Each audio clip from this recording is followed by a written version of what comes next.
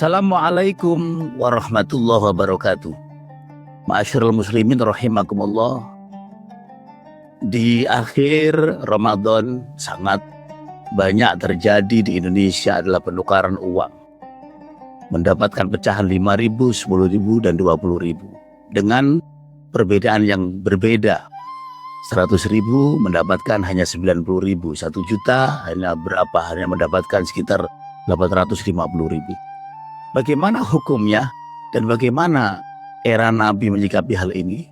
Sebetulnya zaman beliau Nabi Muhammad SAW amat sangat masyhur, terkenal namanya riba ya. Kata Nabi, riba itu riba salah satu wasab'una baban. Ada 73 bab mengenai riba. Dan riba itu terdiri dari dua hal. Yang pertama adalah nukut emas dan perak, alat tukar uang zaman dulu.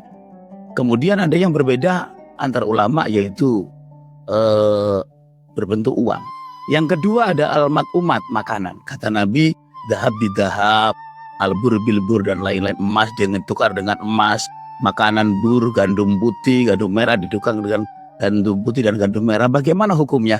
Nabi mengatakan syarat penukaran itu adalah yaddan biyadin, ya, hululin mislan bimisrin. Yang pertama harus seketika itu kontan, tidak boleh dicicil. Kemudian penukaran harus yadan biyadin, serah terima di situ.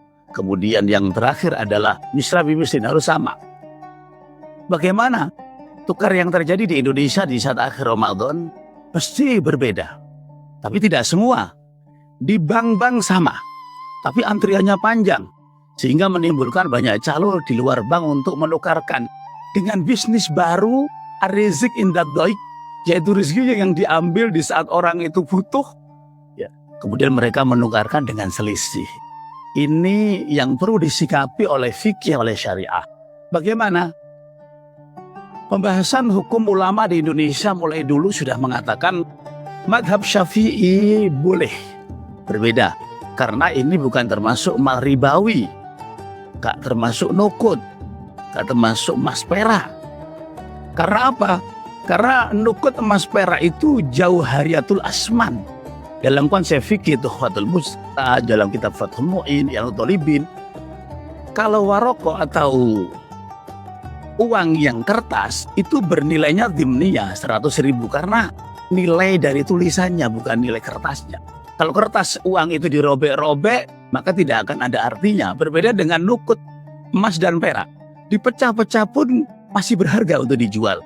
Makanya Imam Syafi'i menegaskan dari kalangan Syafi'iyah, menukarkan uang karena belum tidak termasuk mal ribawi, bukan jauhariyatul asman, bukan bernilai asli tapi hanya dimniyah, tulisannya yang bernilai, maka berbeda pun hukumnya boleh. Boleh. Tapi kalau madhab Imam Malik berbeda lagi. Imam Malik mengatakan uang pun ya, itu termasuk asman dan termasuk nukut. Maka menurut Imam Malik mengatakan ini tidak boleh, penukaran yang berbeda. Ya. Terus bagaimana solusinya? Kalau Imam Syafi'i jelas mengatakan boleh penukaran yang berbeda. Karena uang itu bukan jauharatun nukut, bukan termasuk nukut emas dan perak, dan bernilainya adalah limniyah. Karena tulisan-tulisan 100.000, 20.000, 50.000, kertasnya tidak bernilai. Bagaimana solusinya?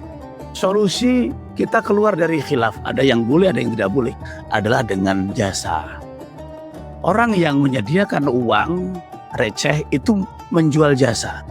Dia dengan capek juga membeli, mungkin di bank, kemudian menyediakan untuk panjenengan yang menukar.